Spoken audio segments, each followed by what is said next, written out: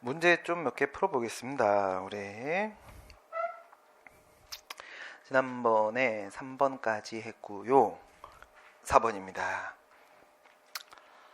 비례원칙에 대한 설명. 비례원칙, 과잉금지원칙이죠. 기본적으로 과소금지원칙을 이야기할 때도 있다고 했습니다.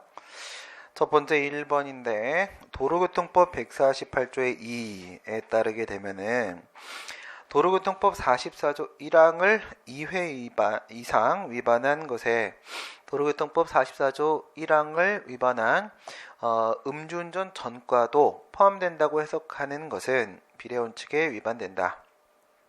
148조에 의해서는 이제 벌칙 규정을 두고 있는데요. 벌칙 규정 그러면 이제 몇 년 이하의 징역, 얼마 이하의 벌금에 처한다. 그렇게 되어 있는 거 말하는 거예요. 벌칙 규정이 있는데 거기서 뭐라고 되어 있냐면 44조 1항을 2번 이상 위반하면은 그러면 이제 벌칙을 적용한다. 이렇게 되어 있는 거예요. 44조 1항은 뭐야? 음주운전 하지 마라. 이거예요. 음주운전 하지 마라. 그러니까 음주운전을 2번 이상 해버리게 되면은 그때는 처벌하겠다. 이렇게 되어 있는 거거든요. 근데 여기에 뭐 음주운전을 2번 이상 하지 말라라고 하면서 어떤 기간 제한이 있다라거나 다른 어떤 조건이 붙어 있는 게 없어요. 그죠? 조건이 붙어 있는 게 없습니다. 그러니까 이전에 음주운전 전과를 포함해서 이것을 해석한다고 해서 이것이 과한 것이다라고 이해할 수는 해석할 수는 없다.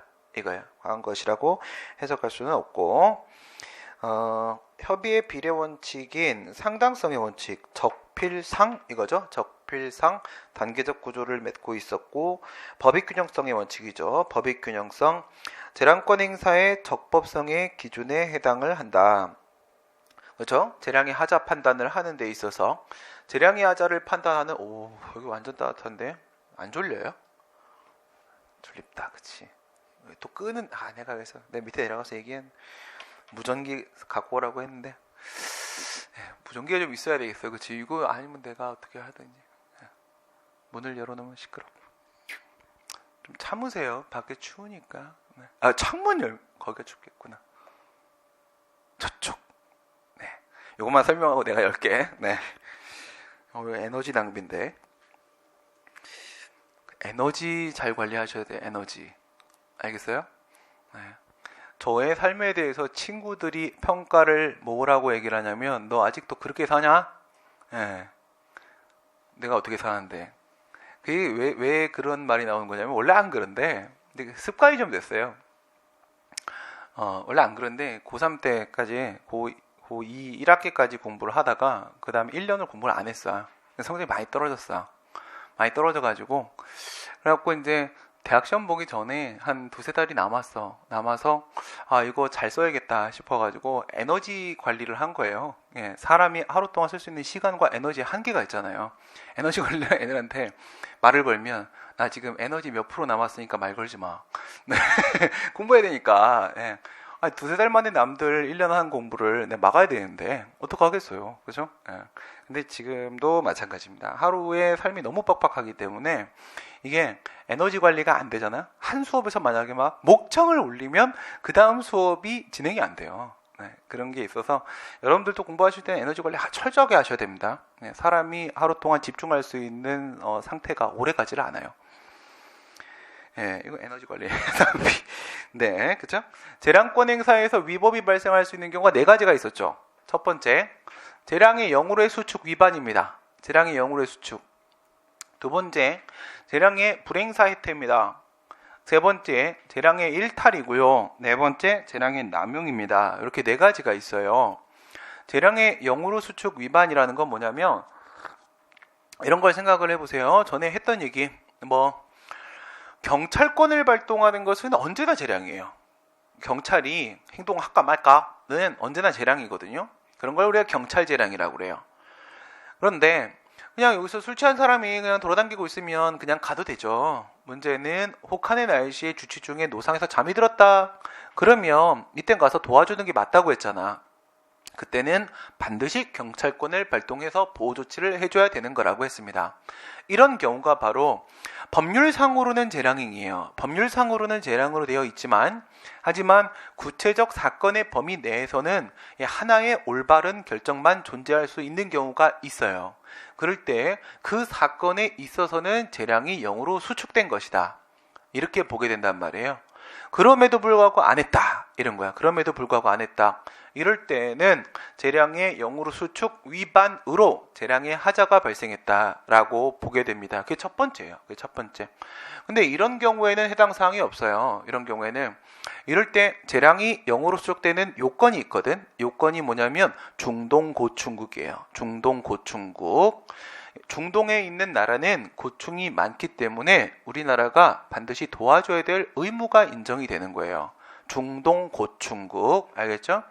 중은 국민의 생명, 신체 등 국민의 생명, 신체, 재산까지 포함합시다. 재산 등 중대한 법익에 대한 구체적인 위해 사안이어야 되는 것이고요. 중대한 법익에 대한 구체적 위해 사안. 그다음 두 번째, 동가치적 법익에 대한 소홀함이 없어야 돼요. 다른 비교 대상의 법익이 있는데 그게 더 중요해. 예, 그럴 때는 경찰권을 발동 안 할 수도 있어요.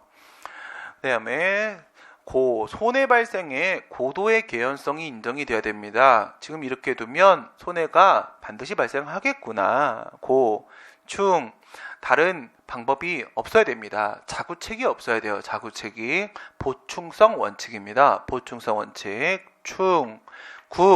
국가기관 개입을 통해서 그 위해를 제거할 수 있는 가능성이 있어야 돼요. 가능성이.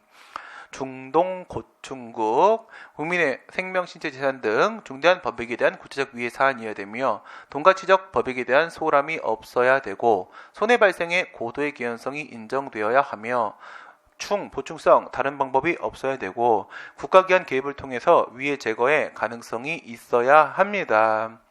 네, 실제 사건에서 판례인데 이런 경우 어떻게 될까요? 카메라 안 잡아도 돼요? 끄고 오려고. 네.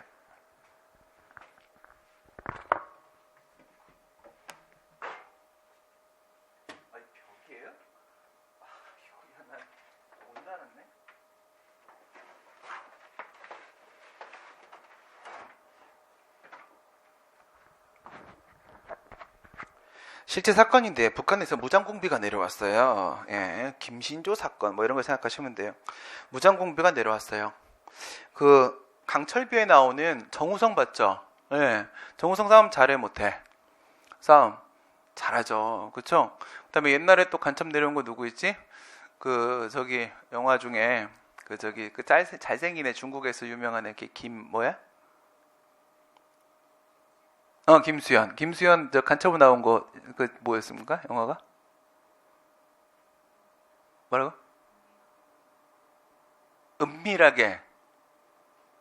그 다음에 위대하게. 잘했어. 예, 은밀하게 위대하게. 예, 걔 싸움 잘했어 못했어? 잘했지. 왜 그러냐면 북한에서 내려보내는 간첩은 대체로가 김일성 종합대학 출신 애들이에요. 예, 공부 잘하고 그리고 싸움 잘하고 이런 애들을 내려보냅니다. 우리 같은 경우에는 싸움 잘한 바보를 올려보내죠. 네, 이게 좀 차원이 좀 달라요. 다른데 그때 이제 무장공비가 왔어요. 바다였어요. 바닷가인데 거기 이제 경찰애하고 그 다음에 군인애하고 이렇게 3명이 있었거든. 3명이 있었고 거기 할아버지가 있었어요. 할아버지가 그 바닷가를 산책을 하고 계시는데 무장공비에 저기서 뛰어오는 거야. 근데 이제 이 경찰애하고 그 뭐 중2쯤 됐나? 예, 중2면 어린애잖아 군대에서, 그치? 그때는 좀 높아 보였지만, 예, 지금 생각하면 그냥 꼬맹이 아닙니까? 잘 모르는 애야. 예, 얘네들이 봤는데 얘네들이 가서 할아버지를 구해야 될까? 안 구해야 될까? 경찰권 발동하는 거예요 지금. 예, 군인이 하는 것도 역시 경찰권 발동입니다. 예, 구해줘야 돼요? 말아야 돼요? 무장공비로부터 할아버지를 구해야 된다? 안 구하면 위협하다? 그러면 뭐 할아버지 돌아가시면 유가족이 손해배상 청구할 수 있다? 위법한 불행사로 인해서 우리 아버지 돌아가셨으니까? 안 그래요. 안 도와줘도 돼요. 3명 정도 가지고는 무장공비 1명 못 잡아요. 예, 그냥 4명 몰살 이겁니다. 무장공비는 날아오는 총알을 피할 수 있어요. 네, 매트리스 같은 거거든요. 네. 그렇다고 되어 있어요. 네, 책에 책에 되어 있어요. 그래서 이런 경우에 국가기관 개입을 통한 위해 제거 가능성이 없어요. 위해를 제거할 수가 없어요. 그러니까 나를 넣어봐야 그냥 같이 몰살이야. 의미 없어. 이럴 땐 안 도와줘도 돼요. 옆에 있는 사람이 옆에 있는 애가 만약에 뭐 불이 났어. 우리 동네도 불 나고 지금 밑에서도 또 뭐 종로? 여관? 네, 요즘에 며칠 뉴스를 못 봤더니 그 저기 모녀 이렇게 3명 뭐 죽었다면서요. 그렇죠? 성매매 해달라고 했다가 안 해줘가지고 불 지른 놈이라며.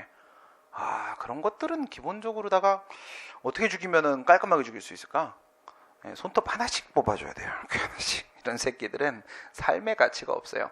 그냥 죽이면 되는데 이거 죽이면 안 돼? 이거 신진주에 죽여도 되잖아. 그 정도면. 그 사람도 가족 있다고? 그럼 이 사람 가족은 어떡할 거야? 그런 건 아니잖아요. 질서라는 게 있는 건데 할 일이 있고 안 할 일이 있지 사람이. 그래서 뭐 예를 들어서 옆에서 불이 났어요. 근데 사람들이 이제 사실 몰살하기 직전이야. 근데 옆에 중학생 애가 지나가는 고등학교 애한테 삥 뜯기고 있어요. 도와줘야 돼 말아야 돼요? 안 도와줘도 돼요. 뭐하러 도와줍니까 이거를. 이게 더 중요한데. 그렇잖아요. 이건 사람 죽잖아요. 이건 돈 몇만 원 뺏기는 건 뭐 중요한 문제 아니죠. 나중에 CCTV 잡으면 되고 중요한 문제 아니잖아요. 그렇죠? 동가치적 법익에 대한 소홀함이 있으면 안 되는 겁니다. 그렇죠? 이런 문제예요. 사실 여기서 삥을 뜯기고 있는데 고등학생이 와서 중학생한테 야 10원에 안 돼 이러고 있는데 사실은 얘가 국가대표 권투 선수야. 도와줘야 돼 말아야 돼? 자구책이 있어요. 얘는 아무리 때려도 다 피해요.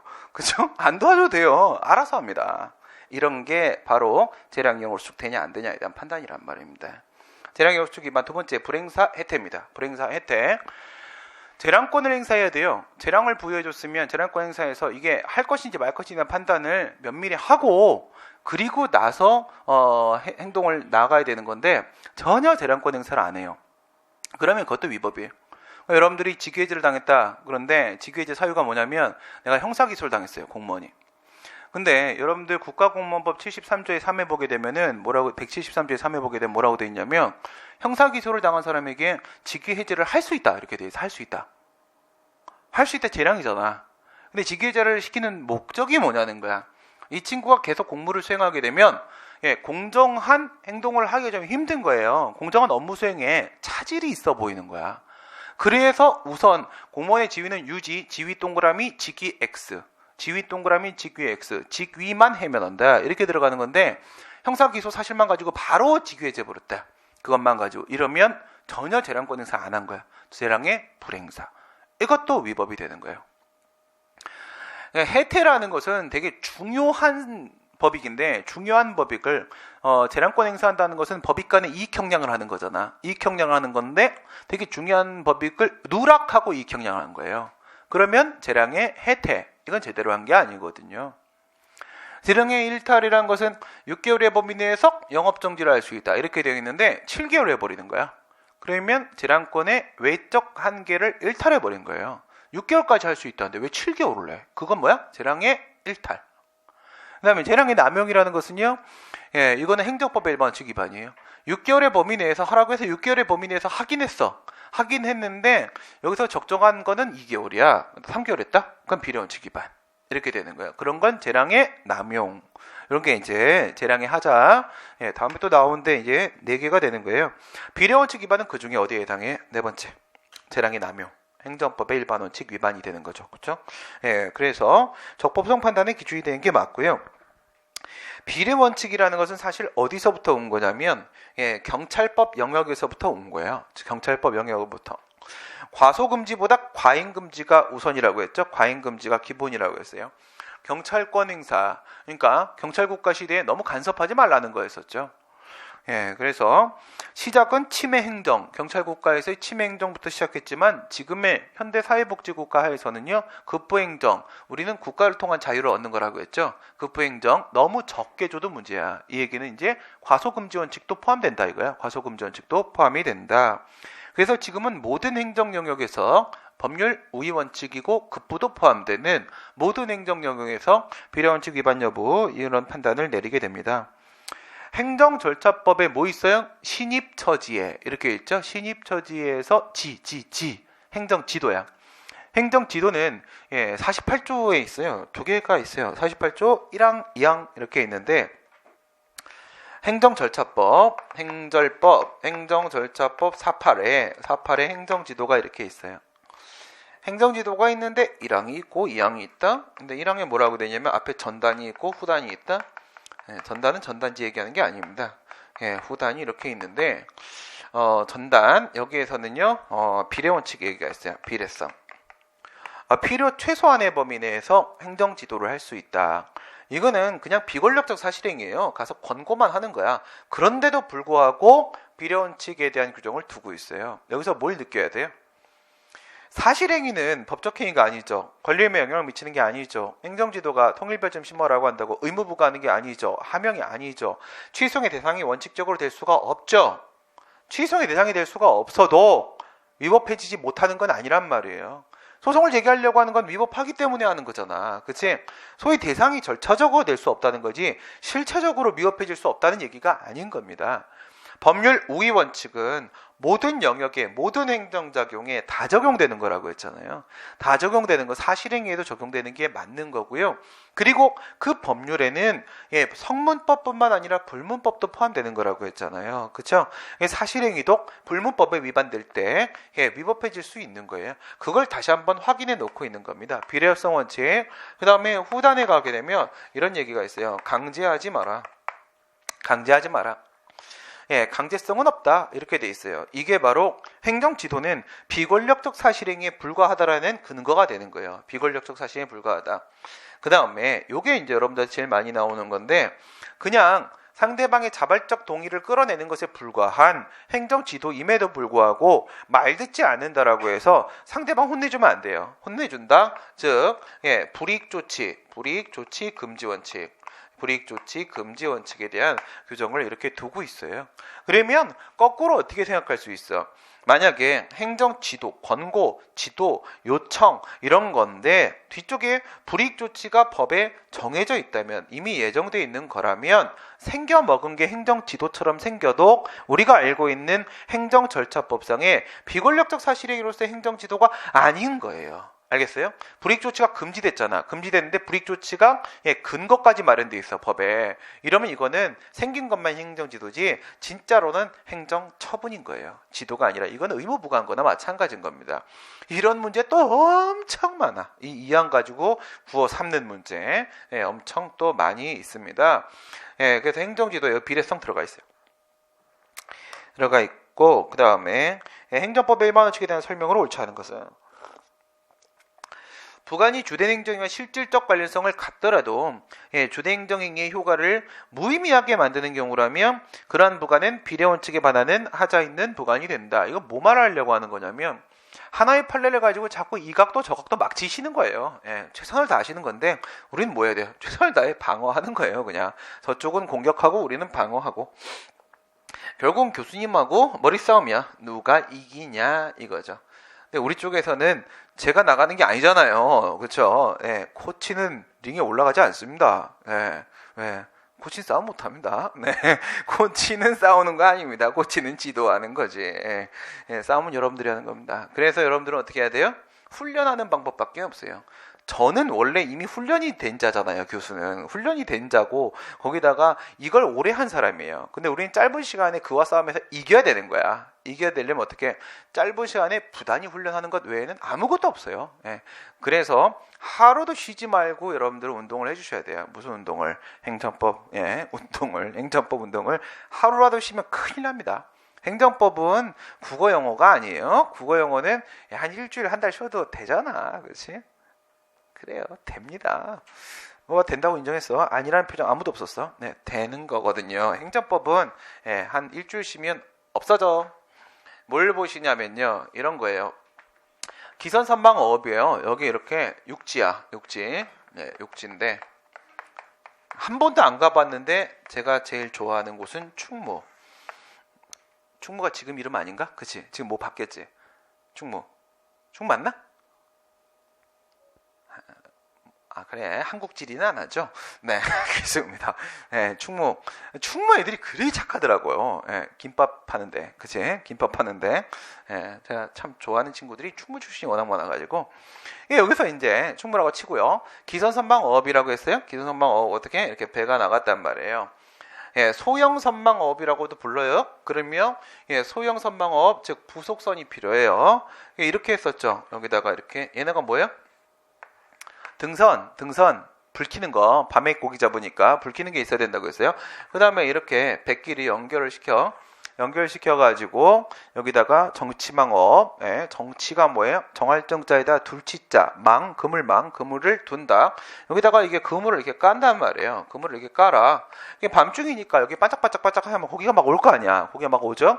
이 안에 딱 들어오잖아. 그럼 끌어올리겠지. 끌어올려서 일로 끌어올린단 말이야. 끌어올려서 여기서 잡아. 그러면 이제 여기서 이제 가지고 일로 가야 되겠죠? 그럼 여기서도 뭐가 필요해요? 예, 여기 운반선이 필요하겠죠? 이게 두 개입니다. 뭐하고 뭐요? 예, 등선, 불 켜는 선, 그 다음에 운반선, 예, 저쪽으로 옮기는 거 합쳐서 부속선이에요. 부속선. 이걸 가지고 고기 잡는 게 기선선방어업이거든요. 근데 기선선방어업 허가를 해주면서 부관을 붙였어요. 부관을 그때 이렇게 붙였어. 기선선방어업 허가를 해준다. 근데 여기다 부관을 붙이면서 예, 부속선을 사용을 금지한다. 이렇게 붙인 거예요. 그럼 어떻게 해야 돼요? 이 배가 나가요. 배가 나왔죠? 배가 나가가지고 이제 여기에 있는 예, 배 타신 분들이 이제 다 이제 들어가셔야 돼요. 물에 밤에 깜깜한데 들어가 고기를 하나씩 잡아야 돼. 잡은 다음에 한 명이 하나를 잡으면요 미끌미끌한데 그걸 들고 수영을 해가지고 여기다 옮겨야 돼요. 그러면 이제 하지 말라는 거잖아. 그쵸? 하지 말라는 거잖아. 이게 바로 뭐냐면 여기서 이게 플러스 10이면 이거는 예, 플러스 10 안쪽이어야 될 거 아니야. 효과 제한에 그쳐야 되는 거지. 이게 뭐 마이너스 10이면 어떻게 돼요? 빵이잖아. 예, 빵이나 드세요. 그렇죠? 지금 이게 뭐 하는 겁니까? 그치? 그래서 이런 건 안 된다는 거야. 부관의 위법성을 판단하는 기준에 두 가지가 있어요. 두 가지가 있는데 첫 번째 부관부가의 가능성이 있고 1단계고요. 이게 이제 넘어가면 2단계 이렇게 돼요. 아예 부관을 못 붙이는 경우가 있고요. 부관을 붙일 수 있다고 하더라도 부관이 위협해지는 경우가 있을 수 있어요. 예, 그러면 여기서 첫 번째는 부관부가의 가능이라고 씁시다. 여기는 부관의 한계 이렇게 간단 말이에요. 한계. 여기에 위반되면 위법이 되는 것인데 가능성 부분에서는 첫 번째요. 행정행위인데 행정행위다 붙이죠. 행정행위가 예, 법률행위적 행정행위 하고 그 다음에 준법률행위적 행정행위 하고 이렇게 나눠요. 나누고 여기는 되는데 여기는 안 된다. 이렇게 생각을 하는 거야. 의사작용이 포함되는 거, 의사작용이 포함 안 되는 거의 차이죠. 의사작용. 그랬을 때 이걸 생각해봐요. 부관을 붙였단 말이야. 부관을 붙이는데 이렇게 붙이는데 이 플러스 10이 있잖아요. 이 플러스 10을 누가 줬니? 라는 거야. 누가 줬니? 이 행정행위의 법적 효과 이거는 그 처분을 하는 행정청이 준 거죠. 행정청의 의사로 준 플러스 10의 효과예요. 근데 준법률행위적 행정이라고 하게 되면 이거는요. 법에 정해진 그대로의 법적 효과가 발생하는 거니까 이런 효과가 발생했다라고 하게 되면 이거는 입법자가 준 거지 행정부가 준 게 아니겠죠. 네, 이해가 됐어요? 어렵구만. 안테나. 네, 안테나 때문에 그렇죠. 안테나가 없어서 어려웠죠. 다시 봅시다. 법률행위는 뭐예요? 내가 원하는 대로 상대방한테 효과를 발생시키는 거예요. 내가 상대방한테 침익적 효과를 발생시키면 침익을 그것을 마이너스 10으로 가려면 마이너스 3으로 가려면 내가 원하는 대로 발생시키는 거예요. 근데 준법률행위는요. 법에 정해진 대로의 효과가 발생하는 거예요. 정해진 대로. 이건 행정청이 결정하는 게 아니란 말이에요. 그러니까 여기서 플러스 10의 효과가 발생하는데 요 행정행위가 만약에 법률행위라고 하게 되면은 이 10을 누가 줬어? 행정부가 줬어? 입법부가 줬어? 법률행위면 이게 어려워? 큰일 났다. 그래. 어려운 거죠 지금. 완전 진지해. 알아서 다시 봅시다. 준법률행위적 행정행위에 확인 공정통지 수리가 있었지. 확인 공증 통지 수리. 그래서 수리 가봅시다. 수리 마수리라고 있어요. 이 수리 마수리에서 내가 노동조합을 만들려고 노동조합 설립 신고를 했다. 그랬더니 고용부 장관이 수리를 했어. 근데 여기서 이런 특징들이 있어. 이 수리를 받아가지고 노동조합 및 노동관계 조정법이라는 법이 있단 말이에요. 노조법이 인정하는 노조. 즉 법 내 노조가 되면 수리를 받으면 안으로 들어오는 거야. 수리를 못 받으면 밖에 있는 노조인 거야. 그런 게 법 외 노조야. 예. 수리를 받았냐 안 받았냐에 따라서 내 외가 달라지는 겁니다. 안으로 들어오면 뭘 할 수 있어? 법적으로 노동조합이라는 이름을 사용할 수가 있어요. 그 다음에 또 법적으로 이런 보호를 받아. 회사들 보게 되면 여러분들은 회사 경험을 할 일이 없겠구만 이제. 그치? 예. 국가가 그렇게 양아는 안 하거든요. 양아짓은. 예. 그러니까 회사들 보면 양아짓을 엄청 해요. 예. 난 지금 이제 우리 패스원 내가 사랑하는 우리 직원분들, 예. 직원분들의 복지를 위해서 싸우고 싶은데 나의 계약 상대가 또 패스원이야. 이들의 연봉 계약이 제 판단으로는 불법적으로 체결되어 있습니다. 회사한테 너무 유리하게 돼 있어요. 잡고 싶거든. 회사는 언제나 그래요. 그리고 만약에 노조가 만들어지면 여러분 삼성의 노조 만들려고 하면 어떻게 되는지 아세요? 배 타야 돼요. 납치당합니다. 시도하는 순간 납치당합니다. 삼성 안에서는 용납될 수가 없어요. 다 불법이에요. 삼성의 운영이 저는 그래서 모든 게 다 불법이라고 생각해요. 예전에 그런 분들이 있어요. 마지막 시도다. 성공 직전, 노조 건설 직전 이래가지고 오셨어요. 저희 학교에. 제가 이제 오랫동안 총학생회 간부 생활을 좀 해가지고 오셨단 말이에요. 들어가 쉬십시오. 안전하게 지켜드리겠습니다. 위험한 거야. 납치당하기 직전이야 지금. 용역 깡패들한테. 들어오십시오. 학교 안은 안전합니다. 그리고 우리가 일상적으로 동원할 수 있는 숫자가 기본적으로 매일 밤 이 건물을 지키는 숫자가 500 이상은 상주합니다. 충분히 가능합니다. 네, 우리 훈련도 다 돼 있습니다. 네, 들어와서 쉬십시오. 법적으로 해결될 때까지. 그랬는데 뚫렸어요 우리가. 네, 2층을 못 막았어. 2층을. 와, 용역 깡패들이 들어오는데 막 별의별 걸 다 치고 들어오는 거야. 우린 준비도 되기 전에 확 밀고 들어오는, 경찰보다 훨씬 빠르죠. 와 치고 들어오면서 바로 납치 들고 나갔어요. 네. 그 사람들은 그 뒤에 생존했는지 아무도 확인 안 돼요. 이런 거예요. 이런 식의 노조를 방해하기 위한 책동은 회사들마다 아주 심각하거든요. 절대 이러면 안 되는 건데. 네. 그런데 만약에 회사가 여러 가지 방법으로 정당한 노조의 활동을 방해를 하면 있잖아요. 법 내 노조는 노동위원회에다가 도와달라고 굳이 신청을 할 수 있어요. 도와달라고. 법의 노조는 스스로 힘으로 살아남아야 됩니다. 이건 엄청난 힘이에요. 그런데 그게 고용노동부 장관이 준 권리냐? 그 사람에게, 그 노동조합에게. 그게 아니에요. 법에 정해져 있는 겁니다. 법에 정해져 있는 거라고요. 이러한 이 친구들의 권리, 이러한 이 친구 노동조합의 수익적인 효과는 법이 준 거라고요. 법이 준 건데 그 수리를 하면서 만약에 고용노동부 장관이 부관을 붙이면 되겠어 안 되겠어? 부관을 붙이면서 막 말도 안 되는 소리 하면서 돈 내놔 이 새끼야. 노조 안전 보장해줄게. 막 이러면 돼 안 돼? 기부 체납 조건 막 걸고 하면 절대 안 된다고요. 알겠어요?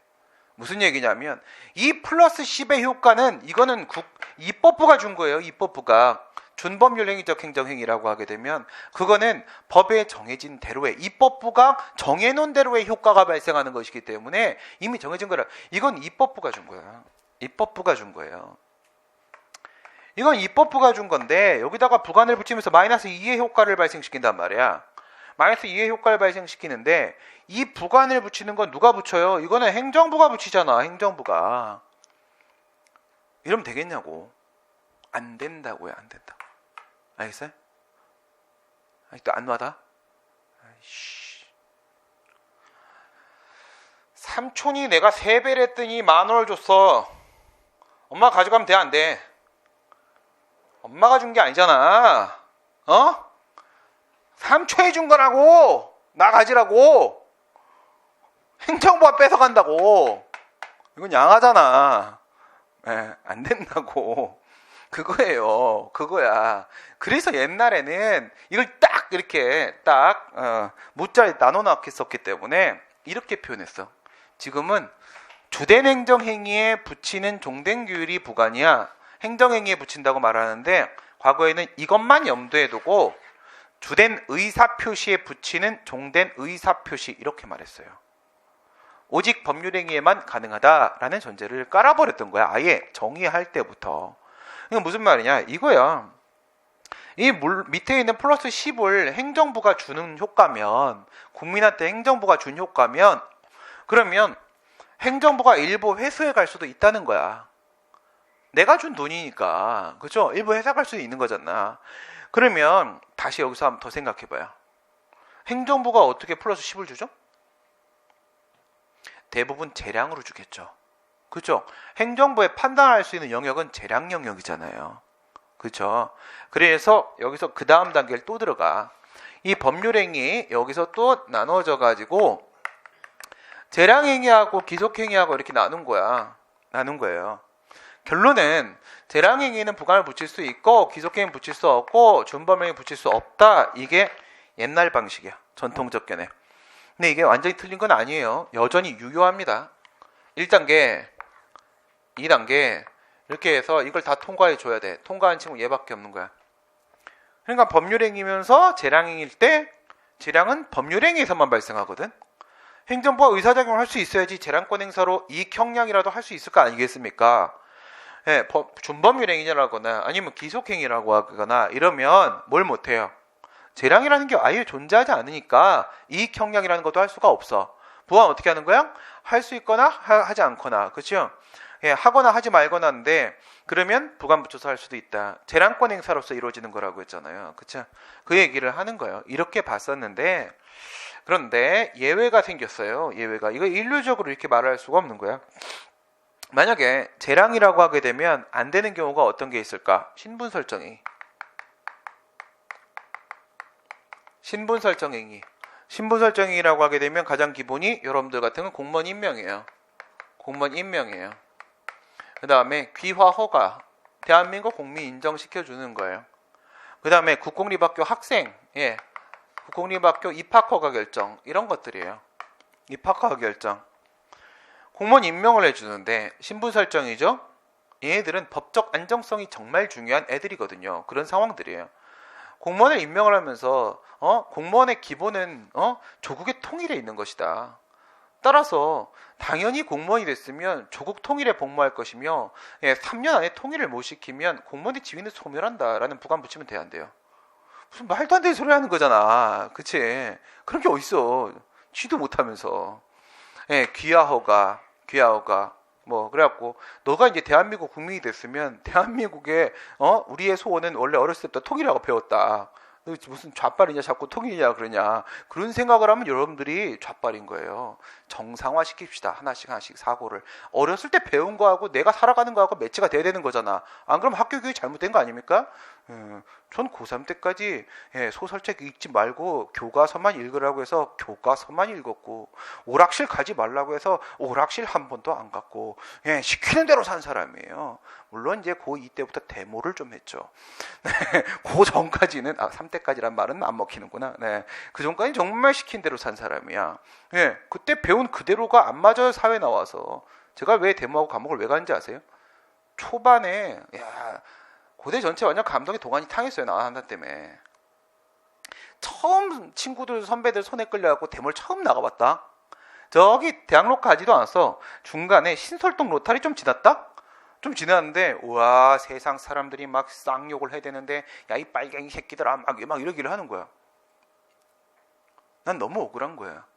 분명히 지금의 주제는 아무런 잘못이 없고 이건 전혀 좌측으로 흐르는 내용도 아니고 이건 문제가 큰 부분에 누구나 인정하는 부분에 대해서 이야기를 하러 나온 것밖에 없는데 그런 얘기를 내가 너무 눈물을 흘리면서 심지어 백골단이 투입이 돼갖고 그때 제 친구 중에서 데모를 좀 많이 한 친구가 날 살리겠다고 저를 끌고 정말 말도 그 동대문 그 뒤쪽에 골목 아주 막 그렇거든요. 예, 상태 안 좋잖아.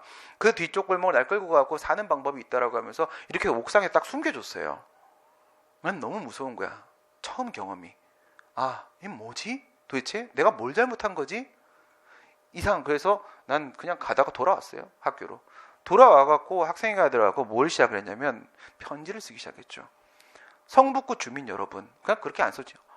엄마, 아빠, 어머니, 아버지. 저는 어머니, 아버지들이 시키는 대로 그냥 열심히 공부만 한 학생입니다. 아무 생각 없습니다. 밖에 나가서 이렇게 살라고 하셨지 않습니까? 그래서 저는 오늘 처음으로 용기를 내서 나갔습니다. 그런데 사람들은 나한테 이렇게 말을 합니다. 내가 무엇을 잘못 생각하고 있는 건지, 내가 뭘 틀렸는지 어른들이라면 나에게 좀 알려달라. 그래서 다음날 새벽에 성북구를 다 돌면서 혼자 신문팔이 하듯이 따는 거야. 프린트해갖고. 그러니까 소문이 난 거지. 어떤 미친놈이냐. 그 중학생이 찾아온 거죠. 너가 그 미친놈이냐? 네. 그래, 알려줄게. 뭐가 문제인지. 그래, 내가 얘기를 들어보니까 똑똑하대. 이거구나. 예. 그러다가 일이 커진 거예요. 네. 무슨 말이야? 예, 귀하오가. 생각을 해봐. 귀하오가. 넌 대한민국 국민이야. 통일시켜야 돼. 통일 못 시키면 너 국적 박탈. 이러면 돼, 안 돼? 말도 안 되는 거잖아. 이거. 국공립 학교.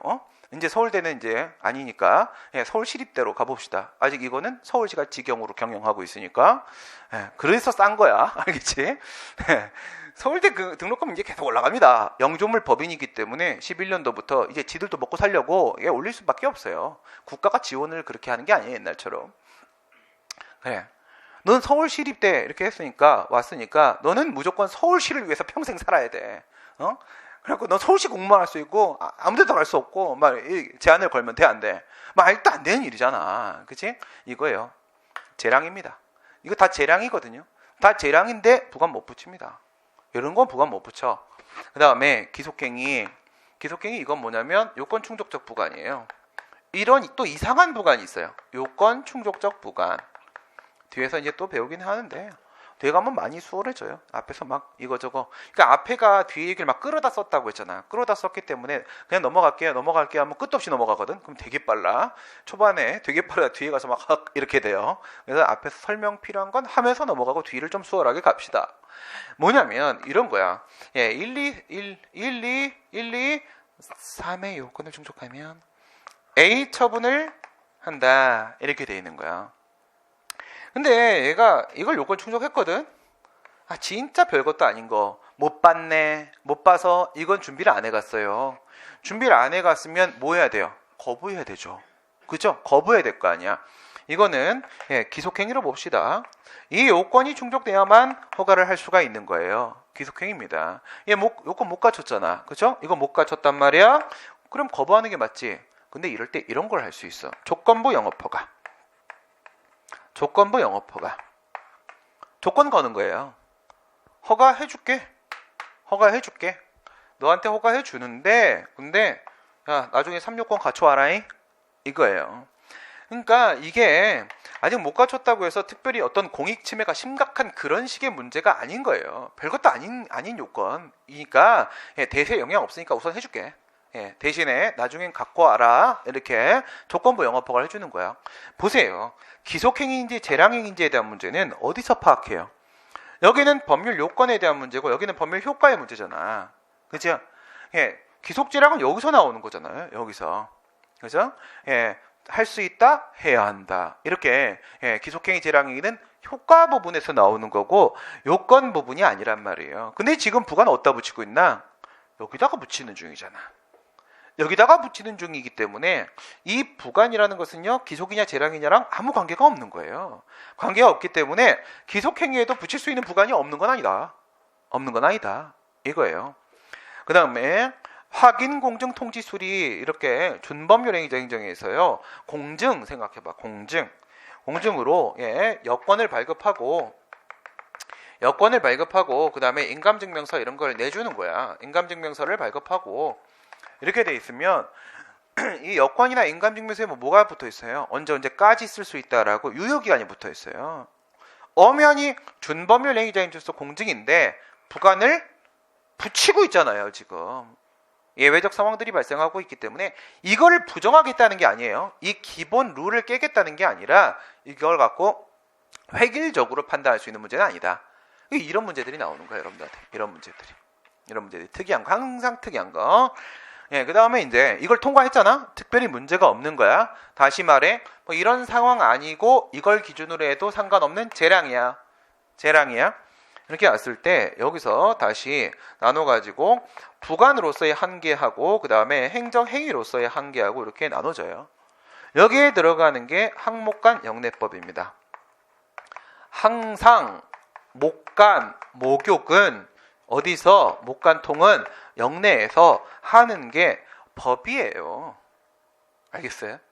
예, 뭐 누가 부관, 부사관. 예, 사실 부사관 나가는데 병사 생각하시면 돼요. 병사. 군대 가면 목욕탕 못 가요. 예, 목욕탕 언제 가는 거야? 목욕탕 부대 내 체육대회에서 1등한 분대 뭐 갔다 와 뭐 이럴 때 있죠. 간부의 통솔하에 목욕탕 갈 수 못 가 목욕탕 뭐야? 항상 못 가는 영내에서 해야 된다는 조건을 붙여서 우리가 입대를 하는 거예요. 입대를 합니다. 이게 바로 뭐냐면 사항적 한계야. 사항적 한계가 이게 부당결부금 전칙이에요. 주대행정행위하고 부관이 관련이 있어야 된다. 이게 목적상 한계 이거는 주된 행정행위에 본질적 목적을 해버리면 안 된다. 이게 아까 기선성망 어포가예요. 기선성망 어포가를 내주면서 거기다가 기선성망 뭐 부속선을 하나도 못 쓰게 한다. 이러면 주된 행정의 목적 자체를 아예 없애버린 거예요. 해버린 거고 시간상 한계 이거는 허가 내줄 때 부관 같이 붙여야 된다. 이거야. 같이 붙여야 된다. 허가 내주고 나서 나중에 생각해보니까 야, 내 돈이 좀 없는데 우리 마누라 명품백 좀 사줘야 되는데 저기에 돈 좀 갖고 와봐. 뭐 이런 부관 막 붙이면 되겠어요? 안 되죠. 그렇죠? 그리고 그렇게 돈을 나쁘게 받았으면 누구를 줘야 돼요? 당연히 자기 휘하에 있는 자기 똘마니들 있잖아요. 자기를 위해 일하는 사람한테 최소 50%는 나눠줘야 돼요. 50%는. 알겠어요? 제가 가지고 있는 원칙이 뭔지 아세요?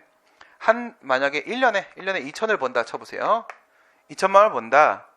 이렇게 치게 되면은, 그러면 여기서 1,500은 내 일을 도와주는 사람한테 쓰는 게 맞다. 이게 기본인 거예요. 그렇지 않으면 나에 대해서 제일 잘 알고 있는 사람이 밖에 가서 열기 시작하면 끝이 없어집니다. 알겠어요? 이게 뭔가 거꾸로 된 거죠. 진보는 그 이데올로기 싸움으로 망하는 거고 보수는 부정부패로 망하는 건데 보수는 자기 사람을 잘 챙기는 게 원래 원칙이에요. 근데 MB하고 박근혜는 보수의 기본 깜냥 그릇도 안 되는 거지. 옛날에 전두환 생각해보세요. 얼마나 잘했는지. 잘못했지만 자기 사람은 쫙 관리해가지고 완전 한화그룹 생각해보세요. 한화 김승희 나오면요 뭐 하는지 알아요? 전 그룹의 직원들한테 보너스 쫙. 그러니까 걔네들은 김승현 욕 안 해요. 하나애들은. 그게 기본이죠. 조직 관리에 대한 이게 뭐야? 시간 처음에 허가를 딱 내주고 나서 부관 없어 이렇게 딱 했는데 나중에 갖고 좀만 줘. 또 좀 있다. 좀만 줘. 야, 우리 집 좀 줘봐. 야, 리모델링. 삼성 돈으로 좀 하자. 막 이러면 돼? 안 되지. 그치? 이러면 상대방의 예측 가능성을 다 깬다고. 법적 안정성이 너무 심각해진. 붙이려면 처음부터 붙이라고. 이게 시간상 한계예요. 그 다음 이건 뭐예요? 법령상 한계. 이건 뭐냐면 이제 일로 들어왔지. 주대행정행위로서의 한계. 결국은 우리 여러분 처분 통지서 받으면요. 이렇게 해서 이거 2개 오는 거 아니야. 이거 한 개 이렇게 오는 거 아니야. 올 때 이렇게 와요. 이렇게 하나로 와요. 하나로. 그리고 여기서 옆에다가 2번 부관 이렇게 오는 거 아니야. 그냥 막 줄글로 와요. 줄글로. 알겠어? 줄글로 오면 딱 보고 여기까지가 내가 받은 허가고 요게 부관이구만. 요거 해야 되고 스스로 파악하는 거예요. 알아서. 알겠어요? 이렇게 막 그림 그려주고 막 그러는 거 아니잖아. 살면서. 그럼 세상 편하지. 사실은 이게 하나의 행정행위야. 이게 하나의 행정. 그러니까 행정행위로서의 한계도 있는 거야. 이건 행정행위의 일부 내용인 거예요. 일부 내용. 그래서 사실 부관이라는 개념 없어도 이거 다 판단할 수 있거든요. 사실은 이거기 때문에. 그래서 주된 행정행위에 근거법에 위반하면 안 돼요. 주된 이런 경우도 있어. 부관 붙이면 안 된다. 이런 거 막 써 있을 때가 있어요. 그럴 때 안 돼. 예를 들어서 이런 거 문제 여러분 자주 나오는데 유명한 판례에서 2011년, 12년도인가 입법고시에서도 출제가 길게 됐던 문제인데 건축법에 보게 되면요. 담장 설치는 네 맘대로 하세요라고 써 있어요. 설치를 하든 말든. 근데 건축허가를 해주면서 부관을 붙여. 부관을 붙이면서 뭐라고 해? 반드시 담장 설치. 무효예요, 무효야. 안 설치해도 돼. 알겠어요? 왜? 주대행정의 근거법에 위반되는 부관이에요. 그 다음에 내용상한계는 어디나 마찬가지야. 어디나 행정에서 기본적으로 하는 얘기인데 이거는 실현 가능성과 명확성이 충족이 돼야 돼요. 실현 가능성. 그래갖고 내가 너한테 아파트 짓게 해줄 테니까 사실은 우리 딸이 달을 가지고 싶어해. 그렇잖아. 우리 어렸을 때 달은 꼭 따고 싶었잖아. 그치? 달을 따와라 라고 부관을 붙이면 돼, 안 돼요? 못 따거든? 알겠어요? 못 따거든? 그냥 여기서 따와라. 뭘 따? 명확해야 돼요. 뭘 하려는지 알아먹을 수 있어야 돼요. 그쵸? 이거는 명확성과 실현 가능성에 대한 문제고, 이거는요, 일반법 원칙상 한계, 법 원칙, 행정법의 일반 원칙 얘기하는 거예요. 일반법 원칙상 한계. 이렇게 되는 건데, 여기서 얘기하는 게, 여러분들이 이미 배운 이게 부당결부금지 원칙이에요. 이게 부당결부금지 원칙이 되고, 이건 못 가. 목적상 한계. 주대행정행위의 본질적 목적 자체를 아예 해버렸다? 라는 것은요, 너무했다, 야. 너무했다. 너무 심하다, 야. 비례원칙이에요, 이게. 비례원칙. 그 다음, 이건 못 가. 시간상 한계. 처음에 처분할 때 붙여야지. 나중에 붙이면 큰일 나. 법적 안정성이라고 했죠. 법적 안정성, 신뢰보호원칙. 난 그게 단 줄 알았거든. 단 줄 알았는데 나중에 하고 막 또 붙이고 하게 되면 신뢰보호원칙에 반하겠죠. 이 얘기는 여기 비례원칙. 이게 들어가 있는 겁니다. 네, 그 다음 보시게 되면 주택건설 사업계획 승인을 발령하면서 무관한 토지, 이거와 무관한 토지 기부 체납하도록 부관을 붙인 경우에는 부당결부금지원칙에 반한다. 뭐 시청사 부지를 기부 체납해라. 이러면 안 된다고 했지? 예, 이건 알고 있는 내용이고, 수익적 행정행위를 직권 취소하는 경우에 그 취소권의 행사로 인해서 공익상의 필요보다 상대방이 받게 되는 불이익 등이 막대한 경우에는 재량권의 한계를 일탈한 것으로서 그 자체가 위법하다. 여기서 이 자체는 여러분들 어렵지 않죠? 이건 뭐 얘기해? 수익적 행정에 대한 취소는 내용상 하자와 관련돼서 삼형제가 있었지. 삼형제. 누구 취소 사유, 법률 유보, 그다음 제한 법리 이렇게 있었잖아요. 기억나요? 네. 고개 끄덕였으면 한 명을 끄덕이면 가르친 거야. 네, 그래서 제한 법리에 보게 되면 핵심은 신뢰보원칙. 얘가 강해지면 위쪽에 실권의 법리, 얘가 약해지면 밑에 쪽에 비례원칙. 그 밑에 쪽에 비례원칙이에요. 비례원칙. 이익 경량하라. 그 다음, 일종 보통 면허로 운전할 수 있는 차량을 음주운전한 경우에 승용차 운전했다고 생각해 보세요. 승용차 운전했습니다. 근데 일종 보통 면허의 취소 말고 그 사람이 소지하고 있는 대형과 원동기 장치 자전거 면허를 취소할 수는 없다. 대형은 취소해도 되잖아요. 그렇죠? 예, 일종 대형 면허로 승용차 운전 못하는 거 아니잖아. 그렇지? 할 수 있으니까 예, 이걸 취소하는 거는 부당결부금지원칙에 위반하는 게 아니다. 이렇게 되는 거예요. 6번까지 3개씩 합시다. 통칭 이건 다 아는 거예요. 전혀 설명할 게 없어요.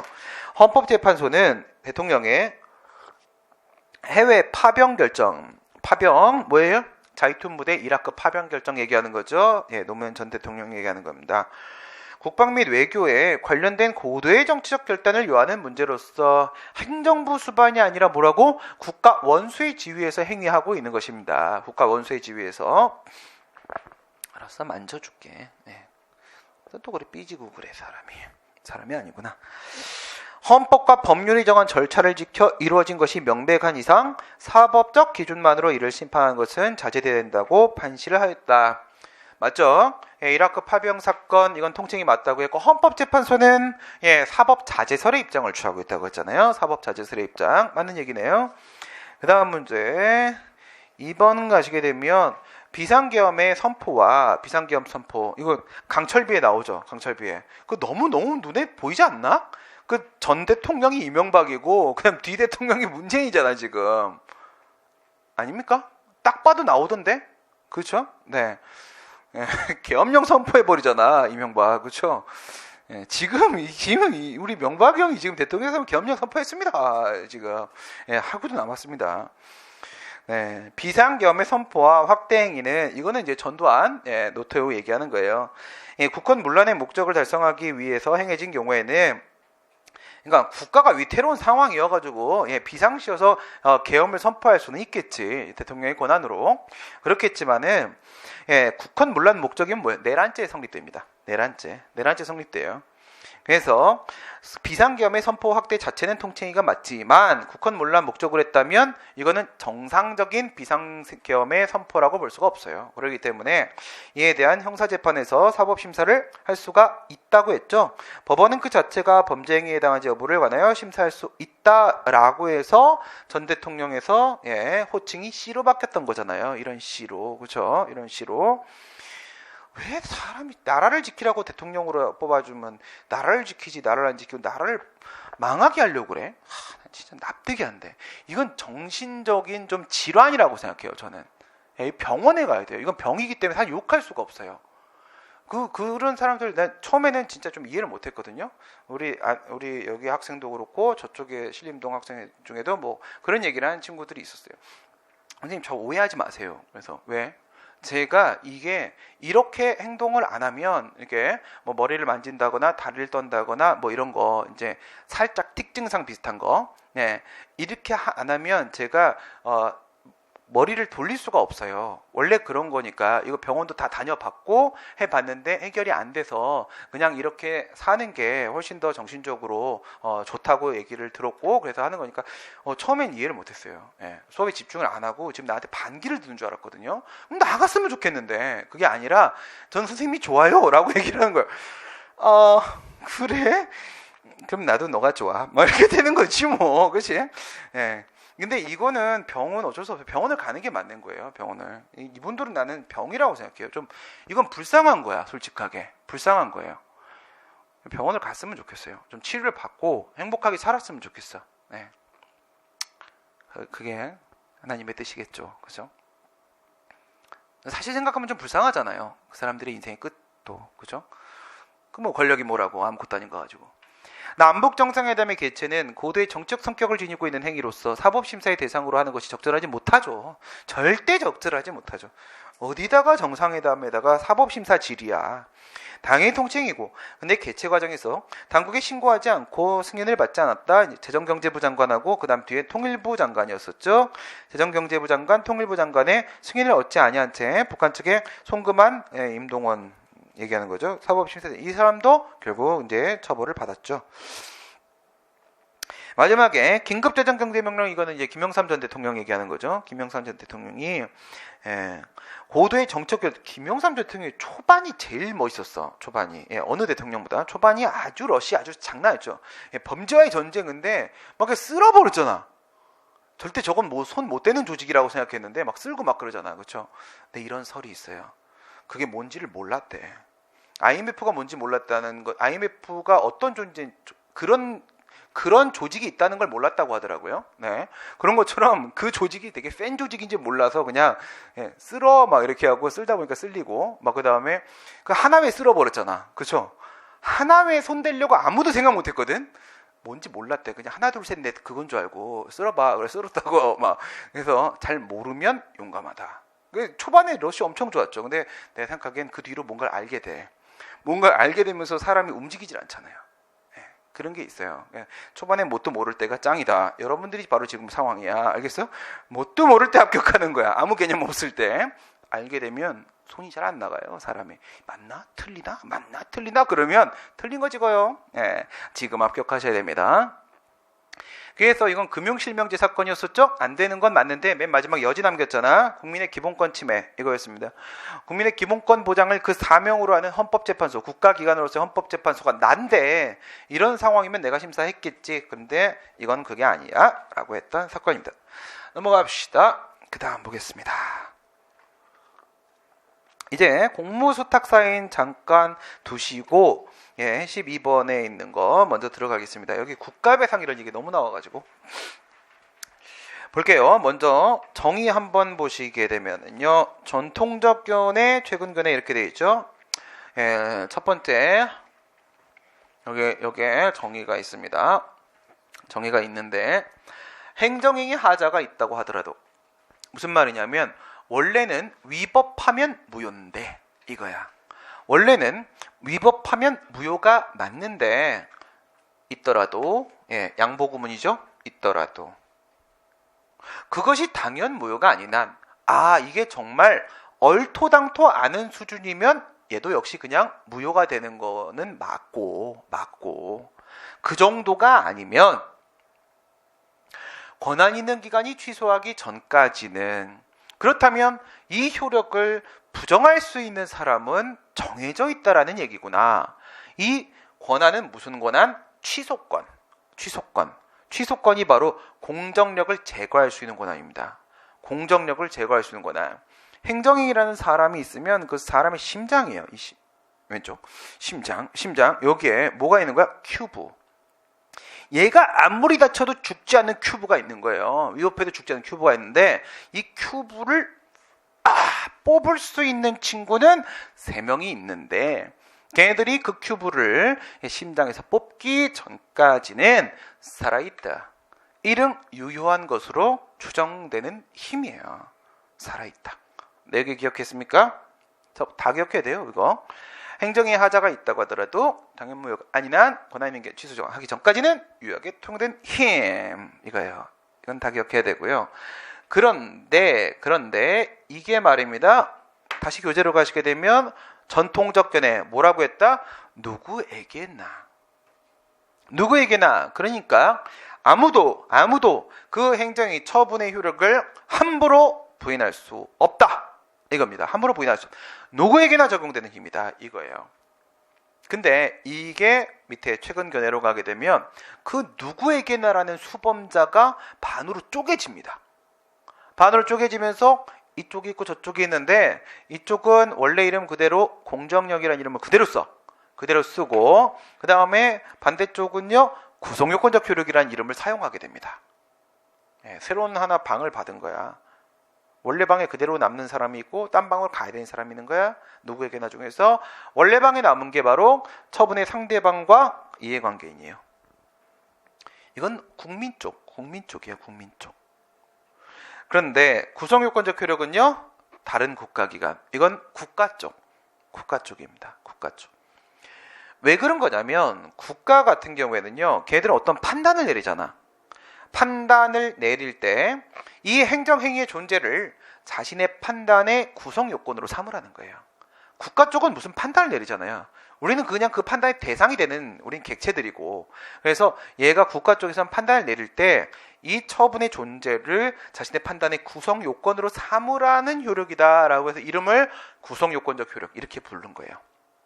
알겠지? 이제는 이걸 나눕니다. 근데 여러분 문제 같은 경우에는 이거를 나눠서 보통 내요. 나눠서. 그 얘기는 뭐냐면 젊은 분들이 들어오고 계시다라는 얘기죠. 옛날 분들은 안 들어오시는 거예요. 이 구성요건적 효력이라고 이렇게 구분하는 쪽은요. 이거는 신진학자들이에요. 젊은 분들이고요. 젊은 분들 많지도 않아요. 쪽수가. 많지도 않거든. 오히려 공정력 이게 판례의 입장이고 전통적 견해. 그 다음에 이쪽이 다수예요. 근데 여러분 문제는 거의 최근 견해에 맞춰서 나오니까 그렇게 기억을 하시면 됩니다. 일로 한번 와보시게 되면요. 행정행위의 성립 요건 이렇게 되어 있는데 우선은 적법하게 성립을 하기 위한 요건이 있고요. 그 다음에 이제 적법하게 성립을 한 다음에 얘가 태어나는 요건이 있어요. 태어나는 요건. 그러면 적법하게 성립하는 요건에는 주체, 절차, 형식, 내용의 요건이 있어요. 적법 요건입니다. 다 갖춰야 된다고 했지? 첫 번째, 정당한 권한이 있어야 된다. 쉽게 말해서. 그 다음에 상대방한테 이유 제시를 해줘야 된다. 처분 절차 밟아야 되고, 그 다음에 문서로 하는 게 맞는 거고, 기본적으로는. 그 다음에 법률요법, 법률 우위 원칙에 위반되면 안 된다. 이 적법 요건이 깨지만 흠결, X 그러면 그 처분은 위법 이렇게 되는 거야. 위법. 알겠지? 그 다음 밑에 있는 외부적 성립 요건, 효력 발생 요건이에요. 아무리 자기들이 행정부 내에서 처분을 하면서 정당한 권한이 결정을 내리고 문서를 준비하고 막 다 했다고 쳐도 상대방한테 송달이 안 되면 그럼 태어나지 못했어요. 효력이 발생하지 않습니다. 효력을 발생하려면 어떻게 해야 돼요? 외부에 표시가 돼요. 표시가 돼야 됩니다. 표시라는 방법은 두 가지가 있을 수 있는데 일반적으로 개별 처분, 일반 처분 이렇게 나눠가지고 개별 처분은 특정이 나타나는 처분이야. 알겠지? 그 다음에 일반 처분은 불특정 다수이 나타나는 처분이에요. 아까 전에 개발 제한 구역 지정 이런 거 생각하세요. 그린벨트 이 동네 전입 전출 엄청 많잖아. 그치? 그러면 불특정 다수이냐? 하면은 이거는 한 명이니까 보내줄 수 있잖아. 송달합니다. 송달. 행정절차법 14조 1항, 15조 1항에 따라서 14조 1항에 따라서 통지서를 송달해주고요. 보내주고 그게 그 집에 도달하면 효력이 발생하는 거예요. 도달하면 집에 도달하면 도착하면 됩니다. 그런데 일반 처분은 누구한테까지 보내야 될지 알 수가 없잖아. 못 보내니까 그냥 뭐 일간신문이나 관보 공보 이런 데다가 고시 공고를 해요. 고시 공고를 해서 지금 처분했어요. 우리가 이렇게 알려주는 거야. 처분했어요. 이렇게 알려주는데 이거는 기본적으로는 5일 뒤에 효력이 발생합니다. 5일 뒤에 개별 처분, 특정인, 불특정 다수인 나눠봤고요. 다시 올라가세요. 여기서 이 적법 요건이 깨졌죠. 깨졌는데 그럼 위법해졌어요. 위법성은 어느 정도야? 겁나 위법해. 조금 이렇게 되는 거야. 겁나 위법해. 조금. 겁나 위법한 게 바로 무효인 행정입니다. 위법성의 정도가 아예 처음부터 효력 발생 안 하는 거예요. 그런 걸 뭐라고? 당연 무효라고 합니다. 당연 무효, 무효사유.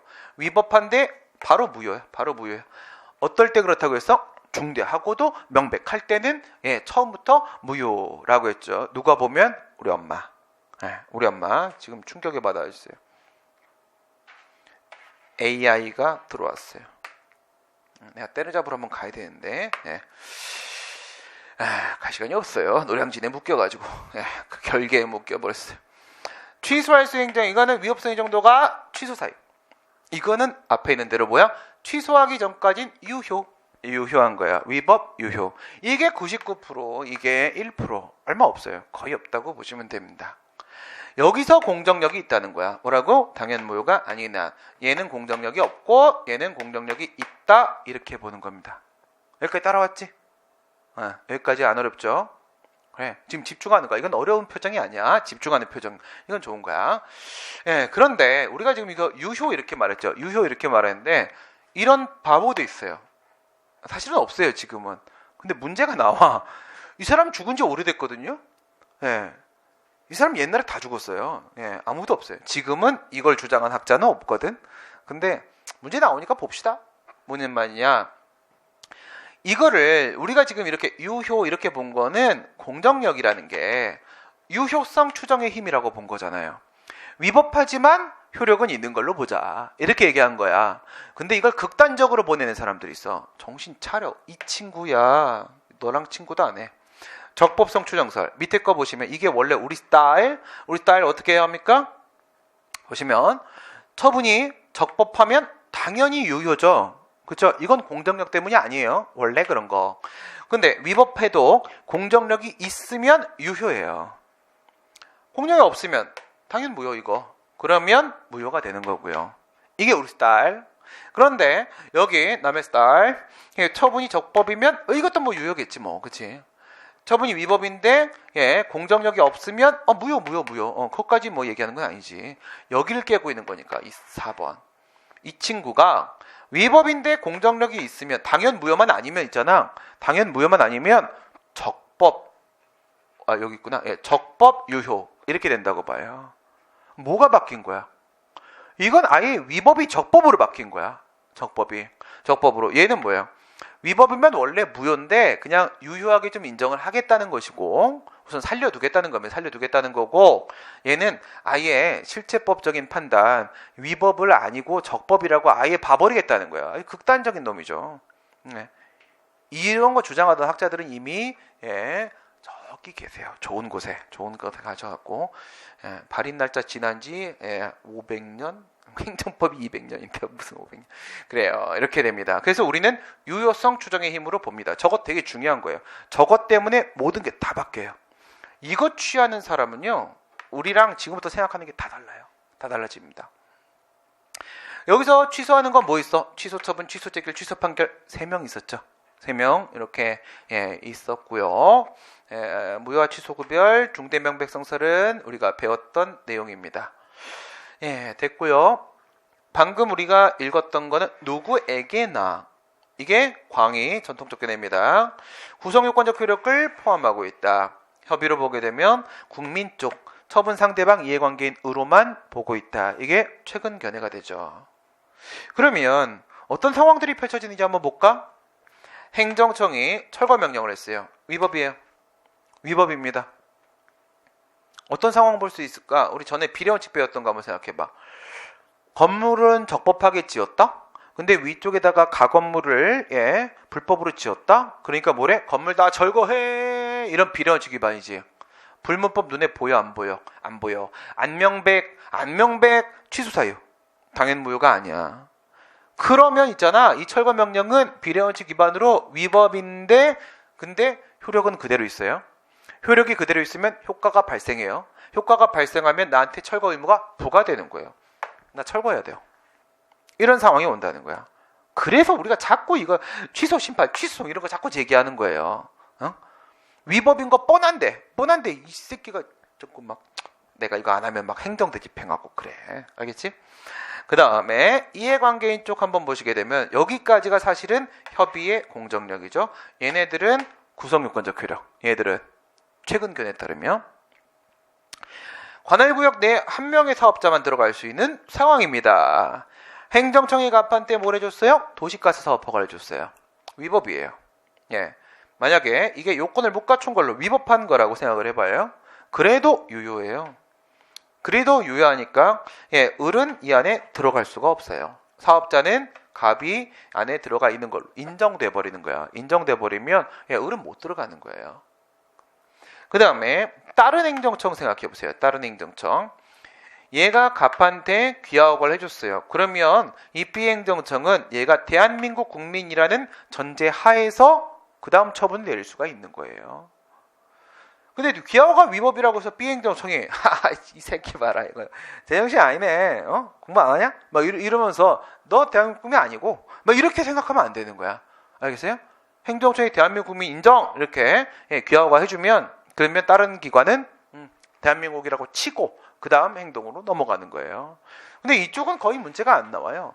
어디냐면 법원 일로 많이 들어갑니다. 법원이 오른쪽에 있네. 맞아요. 법원 둘이죠. 법원 둘 이렇게 되어 있습니다. 얘는 뭔 법원? 민사법원. 얘는 뭔 법원? 형사법원. 이렇게 두 개가 있는 거예요. 부당이득 반환 청구송을 제기하는 상황을 한번 생각을 해보도록 하겠습니다. 행정청이 얘한테 뭐 과세관청이라고 봐봐요. 뭐 세금을 부과했어요. 세금을 부과했어요. 위법이에요. 그래도 나는 뭐가 인정돼? 납세 의무가 인정돼요. 난 돈을 내야 되거든요. 냈어요. 그러면 지금 위법한 처분 때문에 국가가 내 돈을 가지고 있죠. 1,000만 원 냈다고 쳐봅시다. 야, 그거 내 건데 돌려줘. 네가 한 거 나한테 잘못한 거잖아. 내가 안 주면은 나한테 막 강제징수 들어오고 막 그러면서 또 막 이자 붙이고 막 그러면 나 돈 더 내야 될까 봐 우선 준 건데 다시 내놔. 이렇게 얘기를 하면은 부당이득 반환 청구송을 제기하는 거야. 그럼 뭐라고 해요? 법원이? 민사법원이 기각. 부당이득 아닌데? 이래 버린단 말이에요. 왜? 부당이득이 성립이 되려면 요건이 4개가 있어야 되죠. 첫 번째, 한쪽에 이득이 발생해야 돼. 두 번째, 한쪽에 손해가 발생해야 돼. 세 번째, 서로 인과관계가 성립돼야 돼. 여기까지는 문제가 없어요. 내 돈이 절로 갔잖아. 제 이득, 나 손해, 내 돈 네가 갖고 있고 아무 문제 없지. 문제는 법률상 원인이 없는 이득이어야지 부당이득이거든요. 부당이득이어야지 돌려주라고 명령을 할 수가 있거든요. 법률상 원인이 없는 이득이어야 되는데 과세처분 이게 법률상 원인이야. 이 처분의 효력이 지금 살아있잖아요. 살아있기 때문에 부당이득이 성립이 안 돼요. 이거 소송 제기도 못 받아요. 이거 해야 된다고. 이거 가갖고 죽여버려야 된다고. 공정력 구성요건적으로 확 베버려야 돼. 알겠어요? 그러지 않으면 민사법원 정도의 수준 갖고는 얘는 권한이 없는 친구거든. 민사 형사는 항상 우리보다 밑에요. 끝발. 알겠죠? 별거 안 되는 애들이야. 얘들 못해. 우리만 할 수 있어. 그 다음에 형사. 이거 형의 이름으로 운전면허 받은 거 생각을 해보세요. 지방경찰청장이 누구한테? 그 아이한테, 미성년자 아이한테 얘가 형의 이름으로 면허 신청을 했는데 시험을 봤는데 면허를 내줬다? 면허를 내줘가지고 얘가 그걸 들고 다니면 운전을 했단 말이야. 딱 걸렸어. 너 일로 와. 너 딱 걸렸어. 네. 그래갖고 이제 얘를 처벌을 하려고 얘를 이제 기소를 했는데 형사법원이 여기에 대해서 유죄 판결 내릴 수 있어요? 이게 쓰레기잖아요. 그죠? 이게 쓰레기니까 쓰레기통에 버려줘야 되거든요. 쓰레기통도 교도소에 가면 슬기로운 깜빵 생활 거기에 취지가 그거잖아. 들어와서 교화돼서 나가요. 이거 아니야. 그게 사실 취지잖아. 그렇지? 전 들어가서 교화돼서 나온 게 아니라 교화됐다. 네, 교화됐습니다. 가정의 소중함과 부모님의 감사함 뭐 이런 거 배우고 왔어요. 네, 그런 거 많이 배웠어요. 네, 자꾸 책 줘가지고 책 읽느라고 심심해가지고 엄마 막 이러면서 이제 그만해야겠다 막 이런 생각하고 나왔죠. 물론 나와서 또 다시 한 5년 더 했어요. 네, 그만했죠 결국. 근데 이게 있잖아. 얘 처벌 못해요. 왜냐면 이 운전면허가 무효되잖아. 운전면허가 무효여야지 얘한테 무면허 운전죄를 적용시켜서 도로교통법 위반죄로 처벌할 수가 있어요. 근데 운전면허가 유효예요. 형의 이름으로 운전면허가 유효라고 했잖아. 그쵸? 유효란 말이에요. 왜 유효야? 설명 안 했어요? 하다 말았어요? 형하고 비슷하게 생겼어요. 그래서 형의 이름으로 면허 준 게 명백하지가 않아요. 위법한지가. 형하고 동생하고 되게 비슷하게 생겼다고. 설마 그런 게 중요한 판례로 다뤄지지 않겠죠. 그게 아니라 형의 이름으로 운전면허를 받았을 때 얘가 미성년자지. 그런데 도로교통법에 지금도 있는 법조인데 이렇게 돼 있어요. 미성년자 등 운전면허를 받을 수 없는 자가 운전면허를 받은 경우에는 취소하여야 한다라고 돼 있어요. 이해가 돼? 운전면허를 받을 수 없는 사람이 운전면허를 받으면 취소해야 된다고 돼 있어요.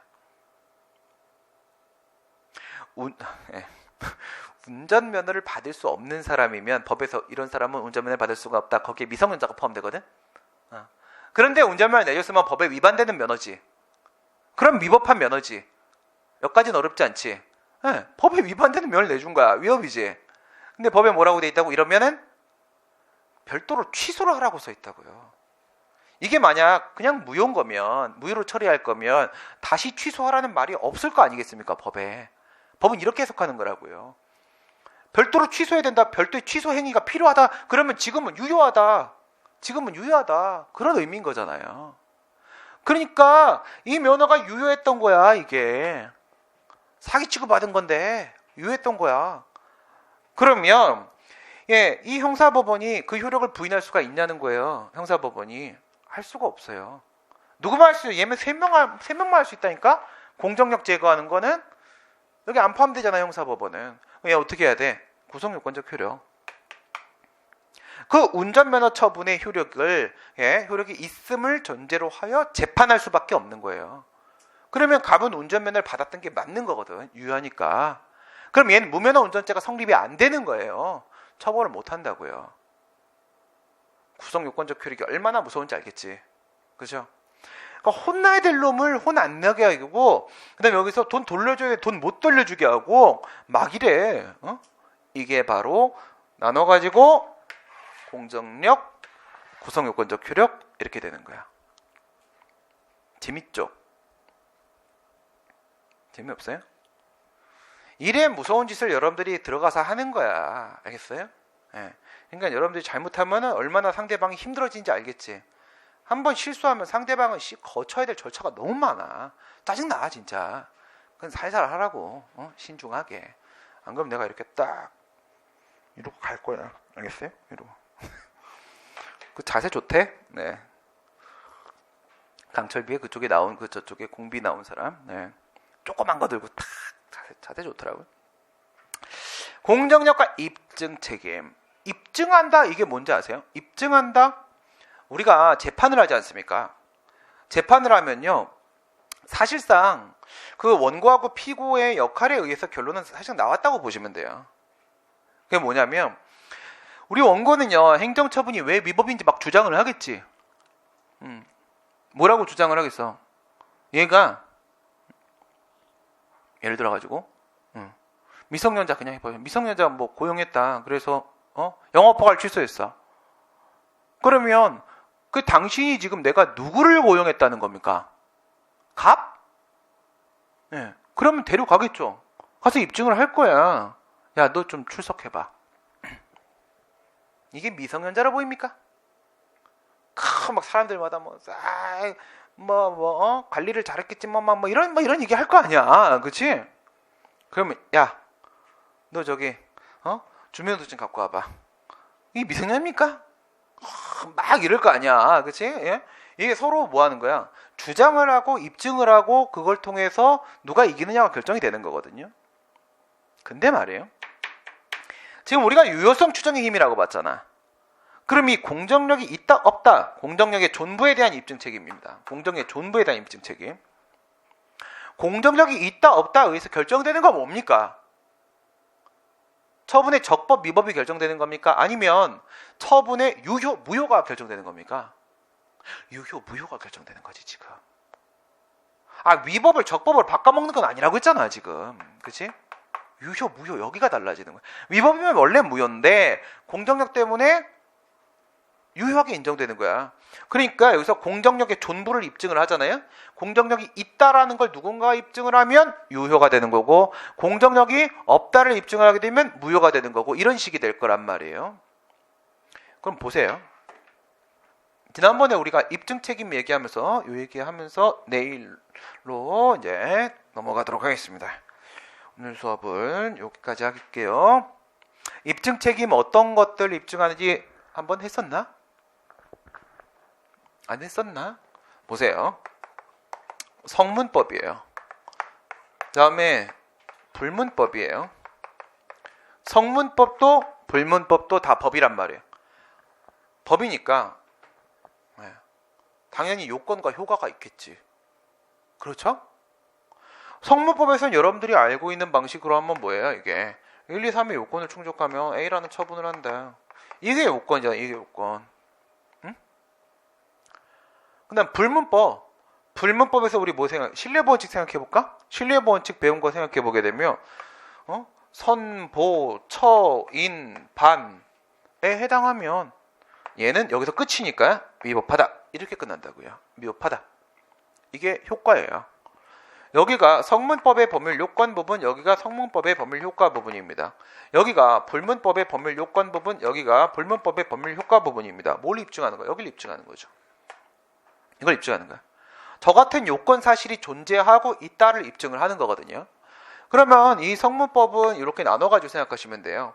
뭐냐면 침익적인 처분입니다. 그래서 수익적인 처분입니다. 내가 소송을 제기했으니까 입증이냐 아니냐 뭐 이런 문제가 생기는 거란 말이야. 그러면 소송을 제기했을 때는 이건 뭐가 나왔기 때문에 이 침익적인 처분이 나왔기 때문에 내가 소송을 제기했다는 얘기는 이 수익적 처분이 안 나왔기 때문에 소극적 처분 안 나왔기 때문에 문제가 되겠지. 그렇죠? 네, 그러면 여기서 이 침익적 처분이 나왔는데 이 처분에 이런 요건이 있을 테고 적극적 요건, 그 다음에 소극적 요건 이런 게 있을 거예요. 그 다음에 여기서 또 역시 적극적 요건, 그 다음에 여기 소극적 요건이 이렇게 있을 거예요. 그 다음 얘는요. 선보 처인반 해당해버리면 재량의 하자가 발생하겠죠. 재량의 하자가 발생을 하게 될 거예요. 그럼 비교를 해보세요. 적극적 요건. 세금이라고 생각해봐. 세금이라고. 과징금 갈까? 그래. 우리 아는 걸로 합시다. 과징금입니다. 너는 부당 공동 거래 행위를 했어. 이게 증거야. 누가 입증해요? 누구한테 유리해요? 부당 공동 행위가 독점 규제 및 공정 거래 관한 법률에 부당 공동 행위 금지가 되어 있는데 그 금지되어 있는 걸 위반했다는 사실을 입증을 하면 누구한테 유리해? 피고 쪽에 유리해? 원고 쪽에 유리해? 피고 쪽에 유리하죠. 그렇죠. 피고 쪽에. 그 처분이 뭐가 돼요? 적법해진다고요. 이 처분이. 네? 어디다가 멀리. 이 처분이 과징금 부과 처분이 적법해질 거라고요. 부당 공동거래 행위라는 그 요건 사실이 존재한다면. 그러면 얘는 뭐라고 하겠어요? 저기요. 나한테 90억 매겼어요. 90억. 아저씨, 예? 근데 제가 분명히 먼저 뛰어가서 신고했고요. 자진 신고했고, 내가 당신들 이거 조사하는데 제일 공이 큰 협조자입니다. 공정거래법 보게 되면 이렇게 되면 감액한다고 돼 있지 않습니까? 지금 금액 다 지금 나한테 때려박은 거 아닙니까? 소극적 요건. 예, 자진 협조자이다. 자진 신고자, 조사 협조자다라는 거는 누구한테 유리한 거야? 금액을 내리는 거거나 아예 면제시키는 거니까 원고한테 유리하죠. 이게 만약에 입증이 되면, 그래 얘가 자진 신고자고 조사 협조자라는 게 인정이 되면, 그럼 어떻게 돼? 예, 이건 과징금부과처분 위법해지는 거예요. 위법해지는 거라고요. 그러면 이거 수익적 처분을 한번 생각을 해보세요. 수익적 처분. 적극적 요건. 이 수익적 처분이 나오는 적극적 요건인 겁니다. 이게 이제 정보 공개로 생각해 볼까? 내가 지금 A라는 정보가 필요한데 그거 저 공공개 제가 갖고 있어요. 갖고 있어. 나 증거 있어요. 제가 분명히 갖고 있어요. 갖고 있다는 걸 내가 증명을 했어요. 그러면 이건 누구한테 유리해요?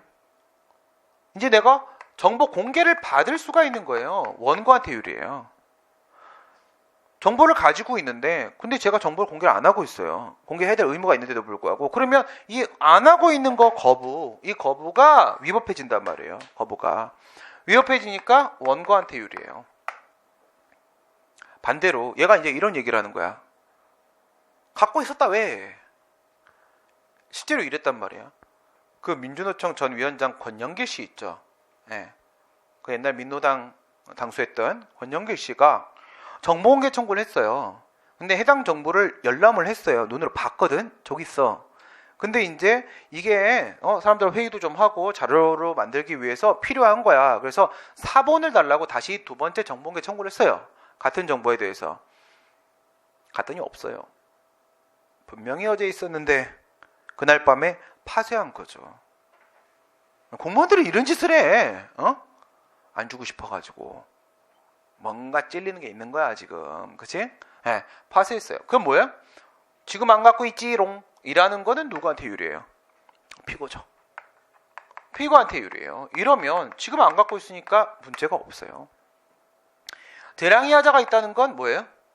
위법하다는 얘기죠. 이건 원고한테 유리한 거죠. 원고한테. 이렇게 되면 위법해지는 겁니다.